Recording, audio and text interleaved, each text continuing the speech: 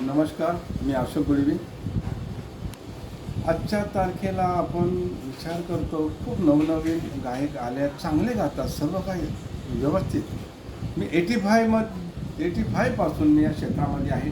5वीला असताना आमचे सर्व खानदान म्हटलं तर पूर्ण या गाण्यामध्ये देवींच्या गाण्यात तबलाच्या ह्याच्यामध्ये सगळे गुंफलेले आहेत आणि त्याच्यामध्ये मी मागे करणार. आणि त्यावेळी मी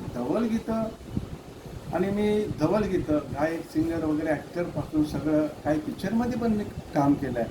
पण मला एकच धवलं मी ज्योती म्युझिक कंपनीपासून तर बाकीच्यांच्या कंपन्यात पण केलं आहे आणि माझ्याकडे पूर्ण रजिस्टर पण आहे.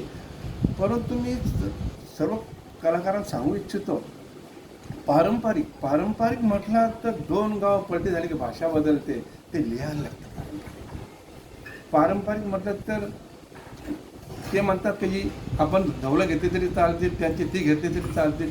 कोणी कुणाची धवलं घेतली तर चालत नाही.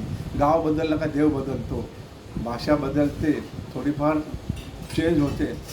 तर म्हणून ज्यांनी रायटिंगवर केलं आहे ती धवल गीतं घ्यायच्या अगोदर त्याला विचार, त्याला थोडंसं सांगा का दादा आता तुमच्या धवल गीतं मी गातो आहे.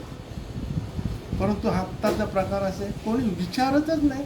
आओ जाओ घर तुम्हाला हे झालं आहे. तर मी तुम्हाला नम्र विनंती करतो की आपला आग्रे समाज हा सगळ्यावर अग्रेसर आहे आणि अग्रेसर राहणार. त्याच्यासाठी आपण एक कलावंत नवनवीन उभारीचे चांगले व्हावेत ही पण माझी इच्छा आहे.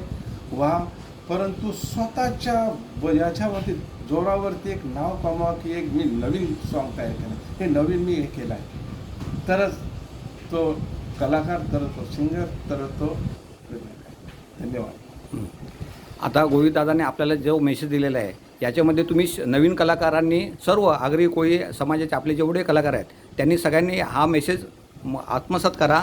त्यांनी तुमच्यासाठी गायच्या चुका होतात त्या चुका करू नका, हा मेसेज दिलेला आहे. मी सतीश पाटील, मुलुंड, पत्रकार.